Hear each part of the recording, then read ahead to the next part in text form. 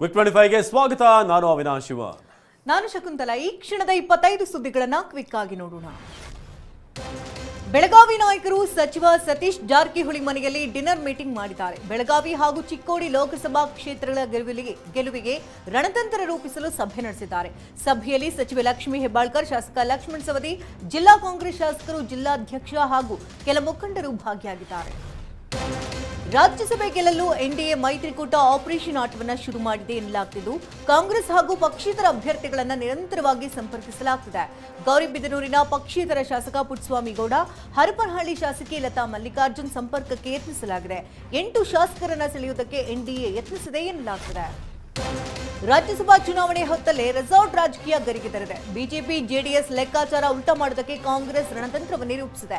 ಶಾಸಕರನ್ನ ರೆಸಾರ್ಟ್ಗೆ ಶಿಫ್ಟ್ ಮಾಡುವ ಮಾತುಕತೆ ನಡೆದಿದೆ ಎನ್ನಲಾಗುತ್ತಿದ್ದು, ಫೆಬ್ರವರಿ 25ರಂದು ರೆಸಾರ್ಟ್ಗೆ ಶಿಫ್ಟ್ ಆಗೋ ಸಾಧ್ಯತೆ ಇದೆ. ಶಾಸಕರು ನೇರವಾಗಿ ಚುನಾವಣೆಗೆ ಒಟ್ಟಾಗಿ ಬರಲಿದ್ದಾರೆ ಎನ್ನಲಾಗಿದೆ.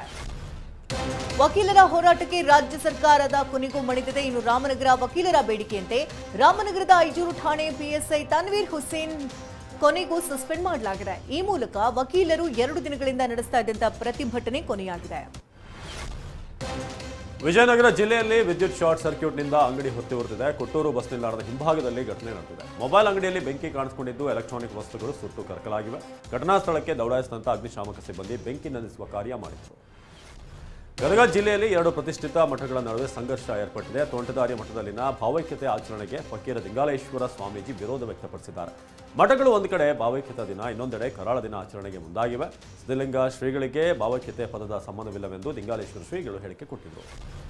ತನ್ನ ಪ್ರಿಯತಮೆಯೊಂದಿಗೆ ಮದುವೆ ಮಾಡಿಸಿ ಎಂದು ಯುವಕನೊಬ್ಬ ಪೊಲೀಸ್ ಠಾಣೆ ಮೆಟ್ಲೇರಿದ್ದಾನೆ. ರಾಯಚೂರು ನಗರದಲ್ಲಿ ಈ ಘಟನೆ ನಡೆದಿದೆ. ಮದುವೆ ಆಗುವುದಾಗಿ ನಂಬಿಸಿ ಅಜಿತ್ ಎಂಬಾತನಿಗೆ ಯುವತಿ ಮೋಸ ಮಾಡಿದ್ದಾಳೆ ಎನ್ನಲಾಗಿದೆ. 3 ಬಾರಿ ಆತ್ಮಹತ್ಯೆಗೆ ಯತ್ನಿಸಿದಂತ ಅಜಿತ್ ಮಾರ್ಕೆಟ್ ಯಾರ್ಡ್ ಪೊಲೀಸರಿಗೆ ದೂರು ಕೊಟ್ಟಿದ್ದಾನೆ. ಯುವಕರಿಗೆ ಸರ್ಕಾರಿ ಉದ್ಯೋಗ ಕೊಡಿಸೋದಾಗಿ ವಂಚಿಸುತ್ತಿದ್ದಂಥ ದಂಪತಿ ಬಂಧನವಾಗಿದೆ. ಬೆಂಗಳೂರಿನ ಪ್ರಕಾಶ್ ಮತ್ತು ಮಧು ಬಂಧಿತ ಆರೋಪಿಗಳು. ಈ ಆರೋಪಿಗಳ ವಿರುದ್ಧ ವಿದ್ಯಾರಣ್ಯದ ಠಾಣೆಯಲ್ಲಿ 3 ಪ್ರಕರಣ ದಾಖಲಾಗಿರುವುದು ಪತ್ತೆಯಾಗಿದೆ. ಇನ್ನು ಬಂಧಿತರಿಂದ 2 ಲಕ್ಷ ನಗದು, 6 ಬ್ಯಾಂಕ್ ಅಕೌಂಟ್, 2 ನಕಲಿ ಬ್ರಾಸ್ಲೈಟ್ ವಶಕ್ಕೆ ಪಡೆಯಲಾಗಿದೆ. ಬೆಂಗಳೂರಿನ ಟ್ರಾಫಿಕ್ಗೆ ಬ್ರೇಕ್ ಹಾಕುವುದಕ್ಕೆ ಪೊಲೀಸ್ ಇಲಾಖೆ ಜಪಾನ್ ತಂತ್ರಜ್ಞಾನದ ಮೊರೆ ಹೋಗಿದೆ. ನಗರದ ಪ್ರಮುಖ 28 ಜಂಕ್ಷನ್ಗಳಲ್ಲಿ ಮೊಡರೇಟೋ ವ್ಯವಸ್ಥೆ ಪ್ಲಾನ್ ಮಾಡಲಾಗಿದೆ. ಈ ವ್ಯವಸ್ಥೆಯಿಂದ ಸಿಗ್ನಲ್ನಲ್ಲಿ ಸ್ವಯಂಚಾಲಿತವಾಗಿ ಕಾರ್ಯನಿರ್ವಹಿಸುತ್ತೆ. ಇದು ಮಾರ್ಚ್ ಅಂತ್ಯಕ್ಕೆ ಟೆಸ್ಟಿಂಗ್ ಪೂರ್ಣಗೊಂಡು ಸಿಗ್ನಲ್ಗಳು ರೆಡಿ ಆಗಲಿವೆ. ಕೊಪ್ಪಳ ಜಿಲ್ಲಾಸ್ಪತ್ರೆಯಲ್ಲಿ ಚಿಕಿತ್ಸೆಗಾಗಿ ರೋಗಿಗಳು ಗಂಟೆಗಟ್ಟಲೆ ಕಾಯಬೇಕಾದಂತಹ ದುಸ್ಥಿತಿ ಎದುರಾಗಿದೆ. ನಿತ್ಯ ಸಾವಿರಾರು ಜನರು ಬರುವಂತಹ ಆಸ್ಪತ್ರೆಯಲ್ಲಿ 3 OPD ಕೌಂಟರ್ಗಳಿದೆ. ಸಿಬ್ಬಂದಿ ಕೊರತೆಯ ಸಬೂಬು ಹೇಳ್ತಾ ಇರುವಂತಹ ಆಸ್ಪತ್ರೆ ವಿರುದ್ಧ ಆರೋಗ್ಯಗಳು ಆಕ್ರೋಶವನ್ನು ಹೊರಹಾಕಿದ್ದಾರೆ. ಹೆಚ್ಚುವರಿ ಕೌಂಟರ್ ತೆರೆಯುವಂತೆ ಆಗ್ರಹಿಸಿದ್ದಾರೆ. ನಕಲಿ ದಾಖಲೆಯನ್ನು ಸೃಷ್ಟಿ ಮಾಡಿ ಜಾಗ ಮಾರಾಟ ಮಾಡಿರುವಂತಹ ಆರೋಪ ಕೇಳಿಬಂದಿದೆ. ಬೆಳಗಾವಿ ಜಿಲ್ಲೆ ಮಾಡಮಗಿರಿಯಲ್ಲಿ ಘಟನೆ ನಡೆದಿದೆ. ಮಾಲೀಕ ಅಮರೇಶ ಹೊಸ್ಮನಿಗೆ ಸೇರಿದಂತಹ 6 ಗುಂಟೆ ಜಾಗವನ್ನು 3 ಕೋಟಿಗೆ ಮಾರಲಾಗಿದೆ. ನಕಲಿ ಸಹಿ ಫೇಸ್ಬುಕ್ ಫೋಟೋವನ್ನು ಬಳಸಿ ಕೃತ್ಯ ಎಸಗಲಾಗಿದೆ. ತಾಲೂಕು ಪಂಚಾಯಿತಿ ಇಒ ಯಶವಂತ್ ಹೊಸ್ಮನಿ, ಪಿಡಿಒ ಶೇರಿ ಮೇಲೆ ಆರೋಪ ಕೇಳಿಬಂದಿದೆ. TV9 ಮರಾಠಿಯ ಮುಖ್ಯಸ್ಥನೆಂದು ಹೇಳಿಕೊಂಡು ಓಡಾಡ್ತಿದ್ದ ಅಸಾಮಿ ಲಾಕ್ ಆಗಿದ್ದಾನೆ. ಬೆಳಗಾವಿ ಜಿಲ್ಲೆ ಅಥಣಿಯ ರಂಜಾನ್ ಸುಬಾನ್ ಮುಜಾವರ್ನನ್ನ ಬಂಧಿಸಲಾಗಿದೆ. ನಮ್ಮ ಬೆಳಗಾವಿ ಪ್ರತಿನಿಧಿ ಸಹದೇವ್ ಮಾನೆ ಆರೋಪಿಯನ್ನು ರೆಡ್ ಹ್ಯಾಂಡ್ ಆಗಿ ಹಿಡಿದು ಪೊಲೀಸರಿಗೆ ಒಪ್ಪಿಸಿದ್ದಾರೆ.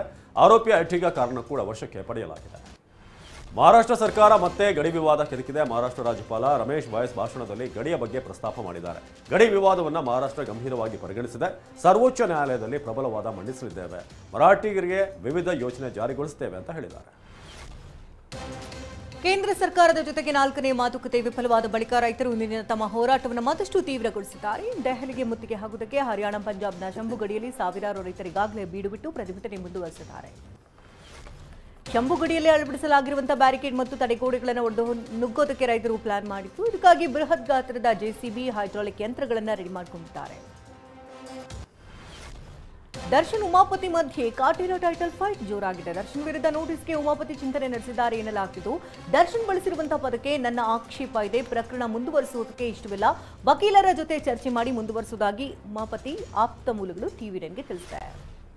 2024ರ ಅಂತಾರಾಷ್ಟ್ರೀಯ ದಾದಾ ಸಾಹೇಬ್ ಫಿಲ್ಮ್ ಫೆಸ್ಟಿವಲ್ ಮುಂಬೈನಲ್ಲಿ ನಡೆಯಿತು. ಜವಾನ್ ಚಿತ್ರದ ನಟನೆಗಾಗಿ ಶಾರುಖ್ ಖಾನ್ಗೆ ಅತ್ಯುತ್ತಮ ನಟ ಪ್ರಶಸ್ತಿ ಸಿಕ್ಕಿದೆ. ಜವಾನ್ ಸಿನಿಮಾದಲ್ಲಿ ಹೀರೋಯಿನ್ ಆಗಿ ನಟಿಸಿದ ನಯನತಾರಾಗೆ ಅತ್ಯುತ್ತಮ ಪ್ರಶಸ್ತಿ ಲಭಿಸಿದೆ.